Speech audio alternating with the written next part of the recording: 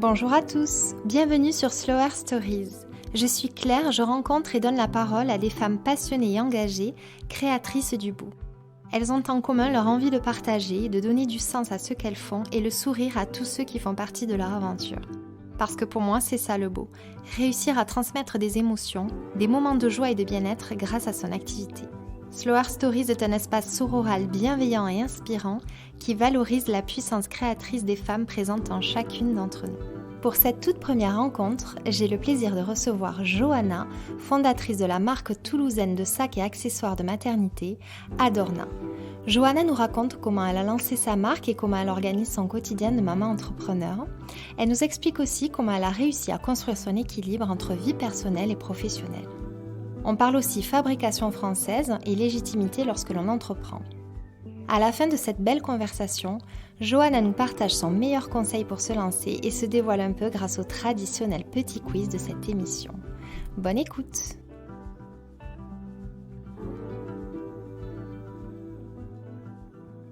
Bonjour Johanna, je suis ravie de t'accueillir aujourd'hui. Est-ce que tu peux te présenter ?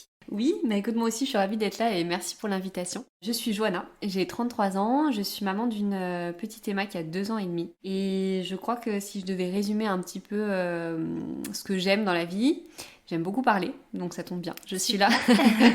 J'aime beaucoup manger aussi, une grande gourmande. Et je crois que j'aime les choses simples de la vie et aussi les belles choses. C'est une très belle présentation. Et dis-moi, comment tu te sens en ce contexte particulier ? C'est une période qui n'est pas forcément évidente. Comment tu la vis, toi ? Écoute, je crois que là, pour ce 3e confinement, on en est au 3e actuellement, j'ai décidé de garder le moral. Alors, il y a des jours où ça va plus ou moins bien. Je crois qu'en fait, il faut aussi, de toute façon, faire avec. On n'a pas trop le choix. C'est les éléments extérieurs qu'on maîtrise pas. Et surtout, c'est un peu bateau, mais je crois que j'ai pas trop à me plaindre. On est en famille, on est tous les 3, on est à Toulouse, on est bien installés. Donc, on va dire que vraiment, ça pourrait être pire. Ça pourrait être mieux, hein, mais ça pourrait être pire. Donc voilà. C'est sûr. Et puis, c'est une belle preuve qu'on s'adapte toujours, finalement. Complètement. Et je pense que de toute façon, de chaque expérience, on apprend énormément. Et moi, je pense que ça m'a permis de prendre beaucoup de recul sur pas mal de choses de la vie et de notre façon de fonctionner qui ne va pas forcément encore. Donc voilà, ça nous fait réfléchir sur pas mal de choses. Ouais, c'est une belle philosophie. Est-ce que dans la vie, tu es quelqu'un de plutôt speed ou slow ? Alors, je dirais un peu des deux. En fait, je pense que je suis quand même assez speed. Je pense que j'ai pas mal d'énergie, que j'aime vraiment mener pas mal de projets, voilà, avoir plein d'idées en tête et les réaliser. Après, j'ai compris il y a peu de temps que je suis une hypersensible. Et donc, du coup, j'ai compris qu'en fait, j'avais besoin aussi, par moment, de me retrouver au calme, un peu seule pour recharger les batteries justement et pouvoir continuer mon activité speed. Mais voilà, j'ai vraiment des moments où j'ai besoin de me retrouver au calme pour justement repartir de plus belle. Je me reconnais vraiment, je fonctionne beaucoup comme ça aussi. Ouais. Et c'est ces moments où tu sens que tu as besoin de te C'est recentrer, il faut vraiment les respecter parce qu'ils te permettent justement de mieux avancer après. Tout à fait. Et c'est vrai que je l'ai compris il y a peu de temps. Et en plus, avant, on était à Paris, on était sans enfants. Donc voilà, on faisait beaucoup de choses. Voilà, c'était pas la même chose et on en a beaucoup, beaucoup profité. Mais c'est vrai que, en fait, je me suis rendu compte que j'avais vraiment besoin de moments pour effectivement me ressourcer, me recentrer. Voilà, c'est peut-être des petits moments, juste une soirée ou voilà, c'est une petite parenthèse en fait. Ouais. Mais je pense que la maternité d'ailleurs m'a appris à m'écouter et à comprendre pas mal de choses. Et oui, tu vas nous expliquer, mais je pense que ça a modifié ton rapport au temps aussi, Complètement. À beaucoup de choses. À beaucoup, beaucoup de choses. Ouais. J'en doute pas. Alors, je voulais te demander ce qu'est Adorna. Présente-nous un petit peu ta marque et comment tu t'es lancée. Oui, alors Adorna, c'est une toute nouvelle marque qui a pas encore un an, qui fêtera ses 1 an en juin. En fait, alors avant, donc j'étais à Paris, je faisais du marketing digital dans un grand groupe média, donc un tout autre sujet. Et donc en fait, on a déménagé à Toulouse il y a un peu plus de 2 ans et demi. Je suis devenue maman à ce moment-là, et donc ça a été le début d'une période de chamboulement et de grands changements. Et en fait, donc j'ai créé Adorna suite à la découverte de toutes les marques qui existaient sur le marché de la maternité, de la puériculture. Et en fait, Adorna, c'est une marque de sacs et d'accessoires. Alors, à destination des jeunes mamans, parce que en fait, ce sont des cabas qui s'adaptent sur les poussettes à l'aide de mousquetons. Et l'idée, en fait, c'est de défendre un état d'esprit qui est celui de ne pas choisir entre sa vie de femme et sa vie de mère. Parce que quand je suis devenue maman, que j'ai découvert les marques qui existaient, je trouvais que ça s'adressait vraiment aux parents ou spécifiquement aux mamans sur le côté vraiment pratique. Oui. Mais qu'on oubliait un petit peu aussi de satisfaire les envies, les désirs et les goûts des femmes qu'on a toujours même quand on devient mère. Et oui. Et côté donc, design en fait, c'est ça. Esthétique. Le côté vraiment design et typiquement sur les sacs à langer, c'est vrai que je me rappelle avoir acheté mon premier sac à langer déjà. La vendeuse m'avait demandé si c'était une fille ou un garçon pour savoir si elle m'orientait plus vers du bleu ou du rose. Donc on est plein dans les clichés. Ouais. Voilà. Et surtout je me suis dit mais en fait ce sac c'est pas le bébé qui va le porter. Ok, il va être souvent accroché à la poussette, mais c'est quand même les parents et la maman qui vont l'utiliser. Donc ça m'a semblé être une drôle de question et après j'ai compris un petit peu ce que c'était puisque effectivement voilà, c'est en général des sacs qui sont très typés, soit très enfantins, soit très pratiques avec des matières par exemple assez imperméables, donc qui sont chouettes pour répondre à certains enjeux, mais qui manquent un petit peu d'avoir ce design un peu sympa qui plaît aux femmes. Et ouais, en fait, c'est vrai que ça marque de suite l'univers bébé. C'est ça. Il est très accentué en oubliant totalement la femme. C'est ça. Et vraiment, encore une fois, quand on achète un vêtement à un bébé, par exemple un petit bonnet avec des oreilles d'ourson, je trouve ça trop mignon parce qu'on le met à son bébé. Mais en revanche, quand c'est un accessoire, que ce soit un vêtement pour allaiter par exemple ou le sac à langer, on est, c'est la maman ou le parent qui le porte. Et donc du coup, je trouve qu'il faut vraiment penser à nos besoins, à nos envies et à nos goûts. Et donc voilà, c'est vrai que j'avais envie de casser ce côté vraiment, il n'y a pas écrit sac à langer, mais c'est comme s'il y avait écrit sac à langer. Et donc voilà, c'était un peu l'idée et la genèse d'Adorna. En fait, c'est vrai qu'il y a beaucoup de créations de marques finalement qui partent d'un besoin. Oui. On s'aperçoit que ça manque et c'est une super idée. C'est vraiment une chouette idée. C'est vrai que je suis là pour le coup, je suis partie vraiment d'un constat que j'ai fait moi-même en découvrant les besoins qu'on avait en tant que mère. Et je me suis dit en fait, on va garder un maximum de fonctionnalités qui me semblent essentielles. Donc le fait de pouvoir l'accrocher à la poussette, le fait d'avoir des grandes poches pour pouvoir mettre les couches, les biberons. En revanche, j'ai pensé à un design, je me suis dit le cabas finalement c'est un petit peu... on a tout un tote bag qu'on utilise dans tous nos quotidiens pour aller faire ses courses, son shopping, pour aller déjeuner dehors, enfin pour faire un peu tout. Et du coup, je me suis dit, en fait, ce design, il est top et on va juste un petit peu faire un mix en fait entre le design et les fonctionnalités. Et l'adapter, ouais. J'ai eu la chance de le tester, je confirme qu'il est très pratique et facile à mixer finalement avec ses tenues. Et c'est quand même hyper important, on peut rester féminine tout en étant mère. Et justement, on a tout à... Tout à fait. Ouais, hyper important. C'est vraiment chouette. Alors, il me semble, si je n'ai pas fait d'erreur, que tes créations sont 100% françaises. Oui. J'imagine que... Alors, c'est un beau choix que tu vas nous expliquer et que ça n'a pas forcément dû être facile peut-être à mettre en place. Alors oui, ça a été très compliqué même. Alors effectivement, les sacs et les accessoires sont fabriqués en France dans un atelier familial. Il y a une vingtaine de personnes, pas plus, dans l'atelier. C'est un frère et sa sœur qui tiennent l'atelier. Et en fait, il y a une personne qui s'appelle Véronique qui fait vraiment toute la confection des pièces Adorna. Et ça a été très très compliqué parce que alors déjà moi j'étais pas de l'univers de la mode et c'est quand même un monde qui est assez opaque, donc que ce soit pour trouver des matières premières ou des ateliers, enfin des partenaires, des prestataires, etc. c'est quand même c'est assez compliqué. Donc moi ça m'a pris beaucoup de temps. J'ai fait des salons, j'ai fait pas mal de salons notamment à Paris, et c'est sur un des salons que j'ai fait que j'avais rencontré Florence qui était là. Et voilà, ça a été compliqué pour plusieurs raisons. Déjà, le Made in France, ça coûte cher, on le sait.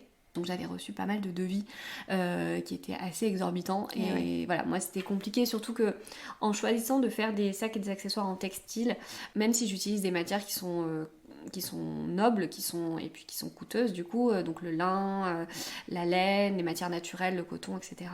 Les gens sont pas forcément habitués à mettre un certain prix pour des...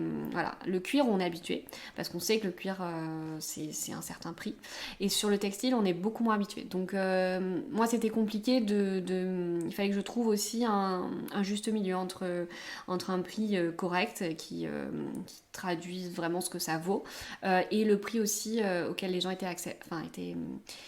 capable de mettre, d'entendre et de mettre. Donc il fallait que j'ai un coût aussi de fabrication qui soit assez correct aussi.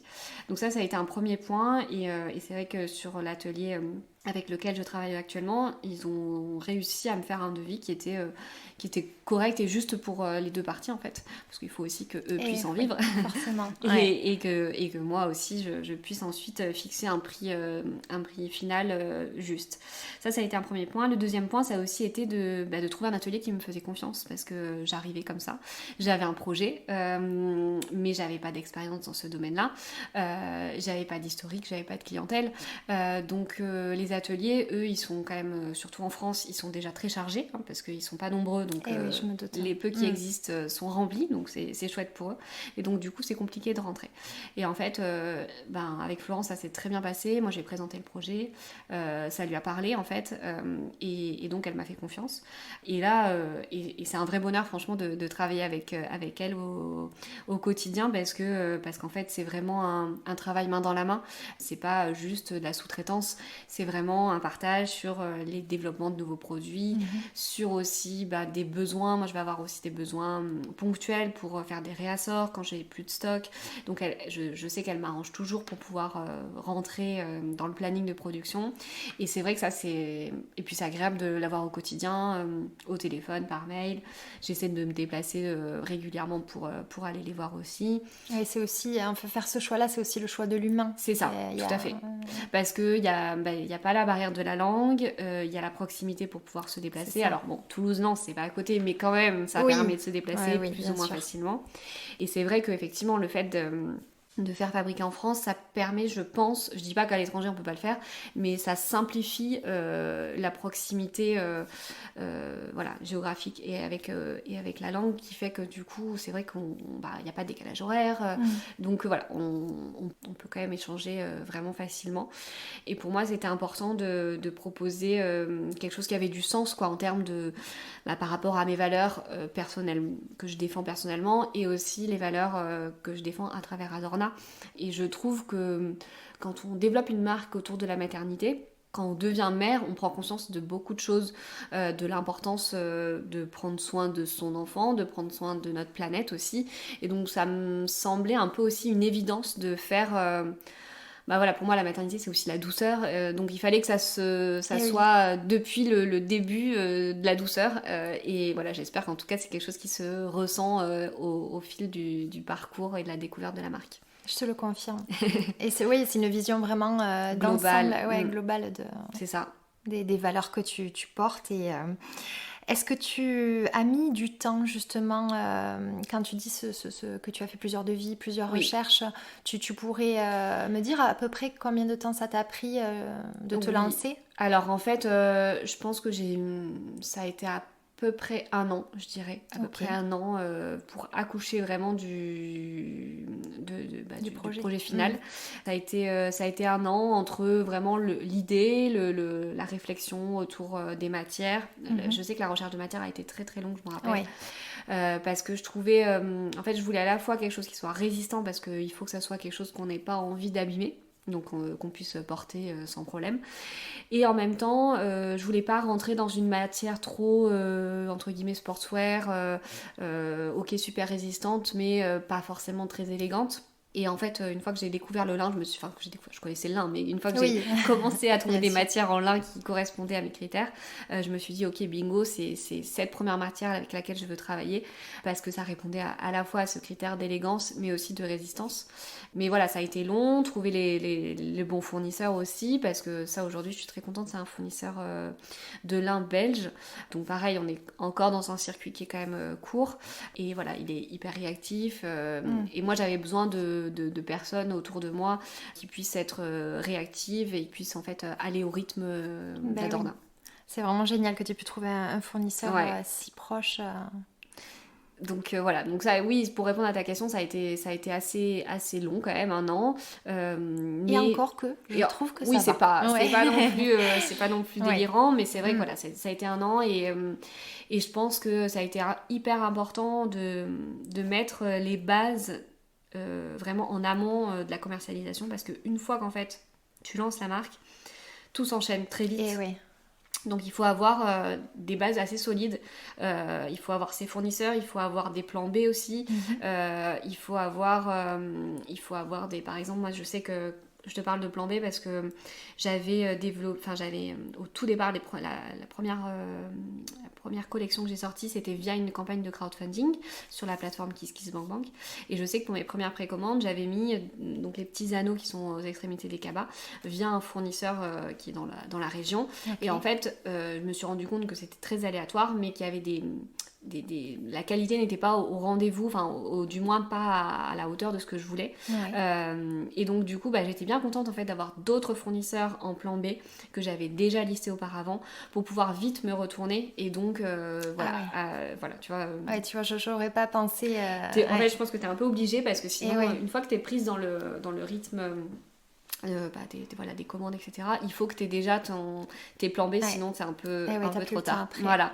Donc je pense que c'est vrai qu'il vaut mieux prendre un peu plus de temps avant de se lancer pour être sûr que tout est bien calé, que tout a été défini, tout a été pensé, même si tu peux pas tout anticiper. Mais au moins, une fois que la machine est lancée, tu fais déjà avec ce que tu as. Bien sûr. Et voilà.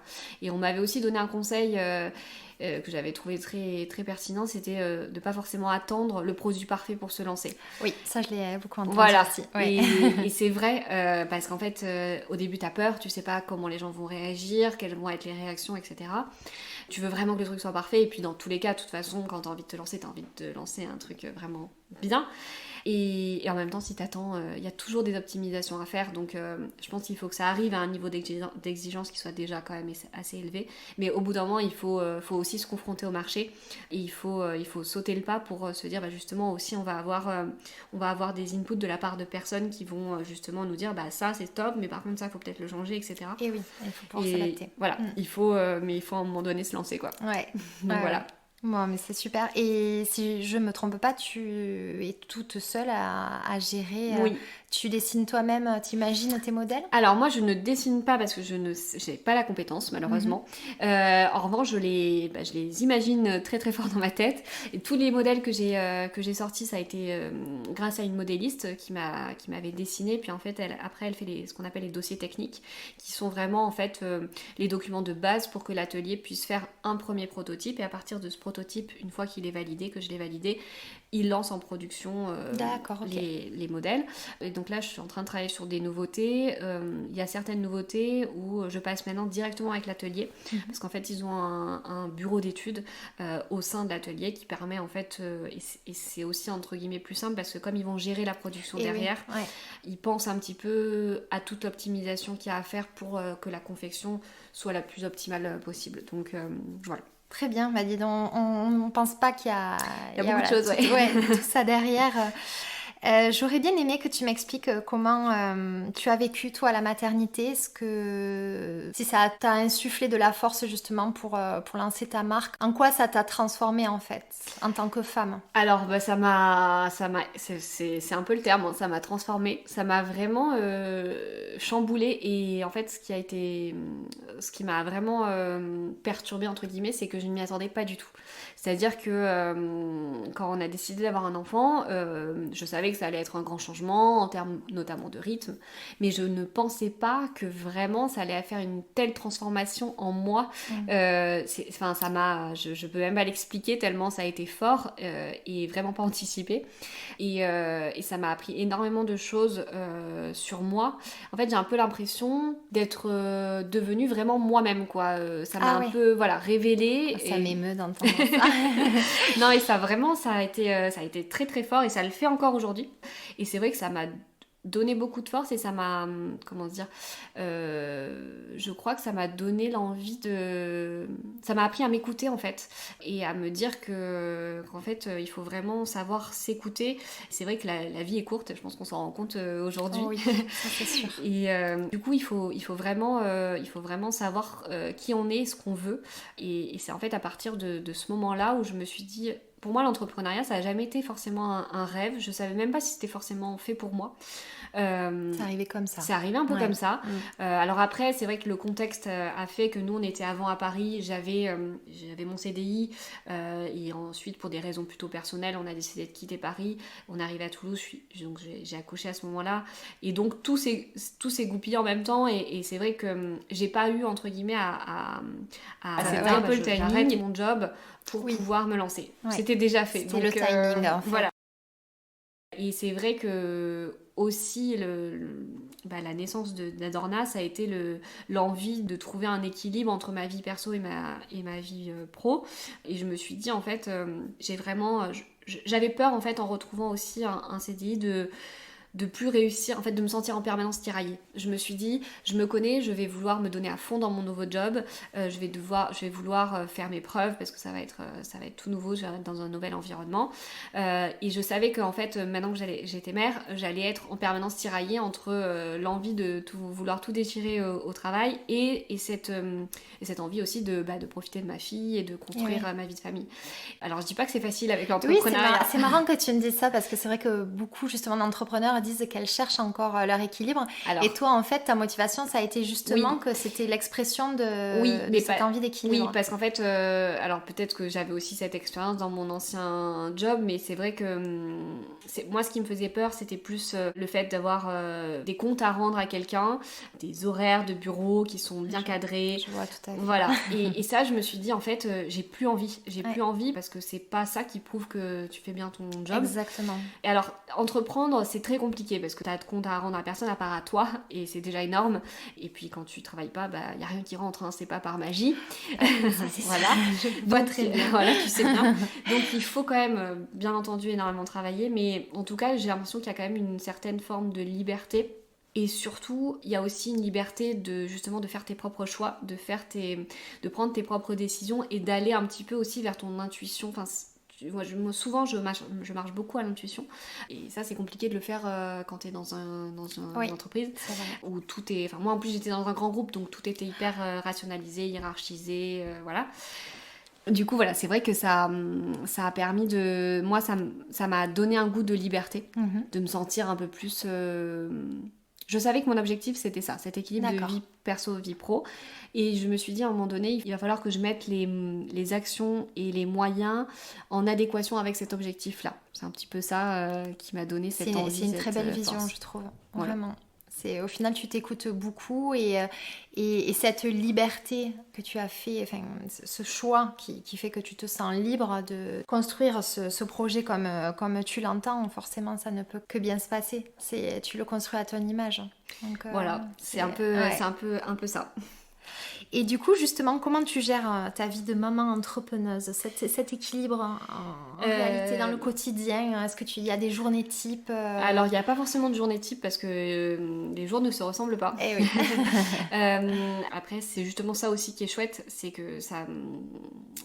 voilà, et d'ailleurs, c'était quelque chose de très compliqué quand j'ai démarré. J'étais tellement habituée à avoir justement des horaires de bureau, à être assise derrière un ordinateur ou en réunion. Et ça voulait... Pour moi, ça voulait dire travailler.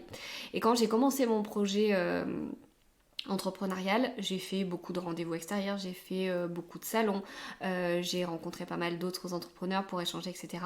Donc j'étais plus derrière un bureau et en fait à chaque fois j'avais un peu ce sentiment de culpabilité qui me disait mais en fait là t'es pas en train de travailler alors que je travaillais. Ça c'est parce qu'en fait on sort d'une norme qu'on connaît, qu'on a toujours connue et j'ai ressenti ça pendant longtemps aussi, c'est terrible. C'est vraiment, je me dis on est vraiment formaté parce que en fait oui je travaillais, oui c'était utile et oui ça m'a servi, mais vraiment j'avais cette sensation que je travaillais pas et donc du coup là ça y est, ça m'est sorti de la tête et j'arrive maintenant à me détacher de ça, mais c'est vrai que ça a été compliqué. Je pense que j'arrive quand même à faire bien une distinction entre ma vie de maman et ma vie, mon job. Après voilà, c'est compliqué parce que quand tu travailles, moi du coup je vais travailler aussi le week-end ou le soir, enfin voilà, il y a pas de...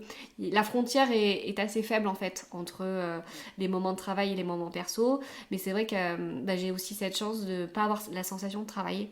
C'est vrai que c'est assez exceptionnel de finalement, t'es tellement animé par ce que tu fais que tu te rends pas vraiment compte que t'es en train de travailler, et surtout je pense que comme je suis en plein aussi dans la maternité parce que je suis une jeune maman, en fait c'est des sujets qui m'animent et qui me parlent énormément. Ouais. Donc en fait tout ce que je fais, je le fais vraiment avec le cœur, et voilà, c'est ça. Ouais. Et tout se confond un petit peu, donc en tout cas aujourd'hui c'est quelque chose qui me convient. Oui, et c'est la différence avec ce que tu faisais avant. C'est ça. T'as plus cette notion, étant donné que tu travailles avec passion et que tu te gères comme tu en as envie, t'as pas l'impression de travailler sous la contrainte, ce qu'on ressent parfois en tant que salarié, ouais. Tout à fait. Et c'est un épanouissement. Ça n'a pas de prix, quoi. Ouais. C'est vraiment, ça n'a pas de prix, et c'est... Même si c'est pas toujours rose, mais effectivement, ça n'a pas de prix. Non, mais ça, c'est sûr qu'après, il y a aussi plein d'inconvénients. Hein. Bien sûr. Il y a plein d'inquiétudes aussi. Les questions de légitimité, je sais pas si toi, alors, ça t'a... Oui, les questions de légitimité, surtout en période de réflexion sur le projet. Quand tu en parles autour de toi, il y a des gens qui comprennent très bien parce que ils sont sensibles à ces choses-là. Et il y en a d'autres, tu te demandes s'ils ont bien compris ce que tu faisais, et on va dire... ça peut te faire changer d'un peu d'état d'esprit rapidement, c'est ça? Ouais. Mais c'est vrai que les gens, parfois, ils prennent un peu le truc à la légère en se disant « Oh, bon, elle a une petite idée là comme ça va lui passer. » Mais en fait, non, c'est un vrai projet. Et non, je fais pas que envoyer des sacs comme ça. Il y a tout un projet derrière, entre la face visible et toute la partie derrière.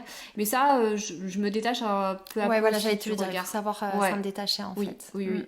Parce que voilà, je pense que c'est hyper important justement de s'entourer aussi de gens qui croient en ton projet, et qui te motivent et qui sont présents pour toi, quoi. Et t'as bien fait de croire en toi. Voilà. Vraiment bien fait. Et est-ce que tu peux me dire ce qui est le plus gratifiant pour toi justement vis-à-vis d'Adorna? Oui, moi je pense que ce qui vraiment me comble le plus, c'est d'avoir le retour des clientes en fait. J'ai la chance d'avoir beaucoup de clientes qui m'envoient des petits messages, notamment sur Instagram, pour me dire j'ai reçu le colis, j'en suis hyper contente, etc. Qui me donnent des détails sur vraiment ce qu'elles aiment, la finition, la qualité du lin, etc. Et ça, c'est vrai que moi, il n'y a rien de tel qui peut me faire le plus plaisir. Enfin, c'est vraiment stimulant. C'est hyper, pour moi, c'est mission réussie, quoi. Donc ça, c'est vraiment, je crois, la chose qui me fait le plus plaisir et qui me motive pour la suite. Et c'est génial parce qu'on dit souvent que les clients écrivent quand ça va pas, et t'as la preuve que non, c'est pas toujours le cas, et bien au contraire. Je pense que les gens sur Instagram, j'essaie vraiment de partager mon quotidien, et donc du coup les gens ont compris que c'était moi derrière Adorna, que j'étais seule, que c'était quand même le début, et donc du coup je pense que en retour de ce que je leur donne comme transparence, comme information sur mon quotidien, ils me rendent ça en m'envoyant des messages, et franchement c'est hyper agréable. C'est génial, tu fais ça très très bien. Enfin, moi c'est une des choses qui m'a attirée le plus et qui a fait que j'ai eu envie de te contacter.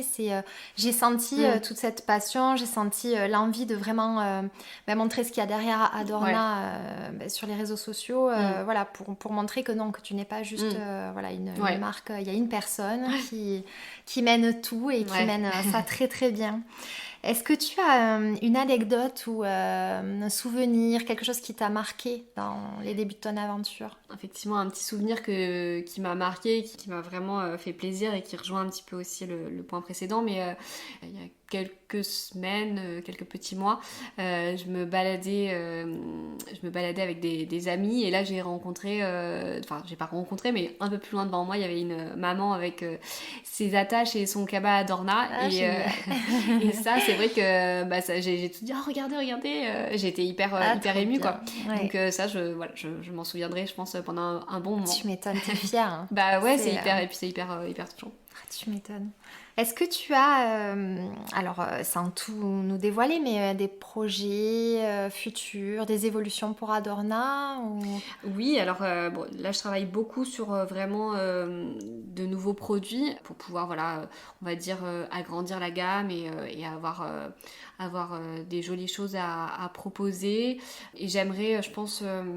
toujours rester bien entendu dans cet univers de la maternité, mais pourquoi pas un petit peu élargir à notre quotidien en fait de femmes. Donc ça on travaille énormément avec l'atelier dessus en ce moment. Okay. Et après j'ai toujours des idées que je garde en tête, mais là c'est vrai que depuis, je crois que c'était depuis février, je fais un live par mois sur Instagram avec une personne experte dans son domaine sur des sujets qui concerne vraiment les valeurs d'Adorna, soit le postpartum, soit l'éco-responsabilité, tous les sujets qui peuvent un peu nous concerner. La dernière fois, c'était aussi par rapport au sommeil des bébés. C'est génial, c'est vraiment une véritable... j'ai envie d'aller... alors en fait, au départ, moi, j'ai eu ces idées de live, mais j'aimerais pouvoir, alors en ce moment c'est très compliqué, mais aller au-delà de ça quand les cafés, les bars rouvriront et avoir peut-être des ateliers aussi de rencontres entre mamans qui puisse un peu avoir quelqu'un qui vient parler pendant 1 heure d'un sujet en particulier et en fait avoir des infos qui m'ont vraiment manqué moi quand je suis devenue mère, et je trouve que c'est hyper important d'avoir cette solidarité parce qu'on peut se sentir un peu isolé, un peu perdu, et je trouve que c'est bien d'avoir des moments d'échange et de rencontre.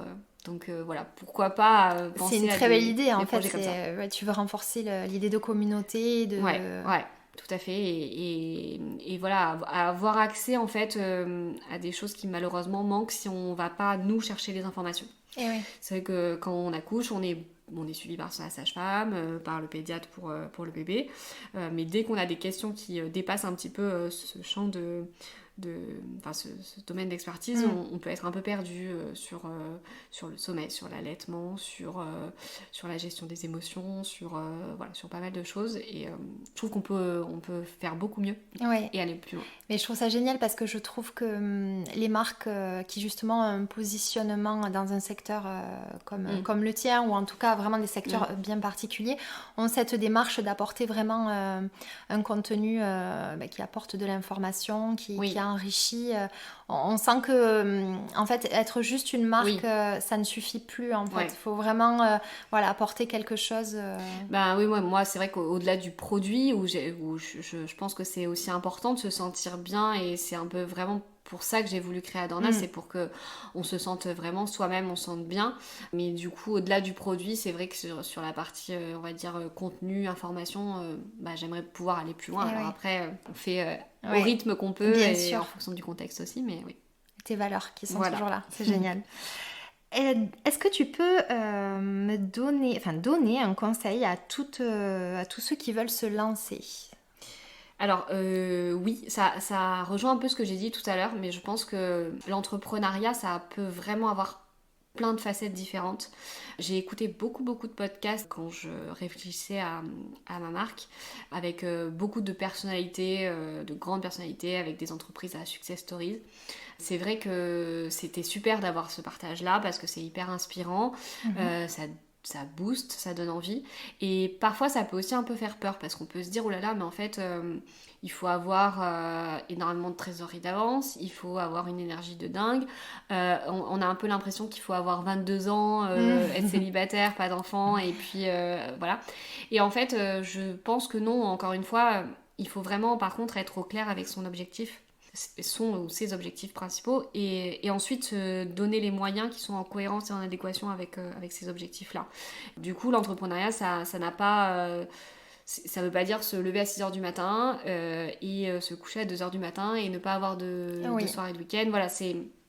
Chacun a sa vision et chacun a son objectif, et donc les moyens qui mettront en place. Donc, ça construit les bases solides, et c'est pas toujours qu'une question financière. C'est ça. Voilà. Je pense qu'il faut vraiment... par contre, il faut être honnête avec soi-même et savoir ce qu'on veut quand on se lance dans l'entrepreneuriat. Super, merci. Et d'ailleurs, je rebondis à ce que tu nous as dit un petit peu avant, c'est qu'il ne faut pas attendre que tout soit parfait pour se lancer. C'est un très très bon conseil. Je pense aussi qu'il faut à un moment donné se jeter à l'eau. Exactement. Et voilà, trouver le bon moment. Bon, c'est chouette. Alors du coup, on va faire un rapide portrait chinois pour terminer. C'est un petit peu le fil rouge de l'émission. Oui. Si je te dis un paysage.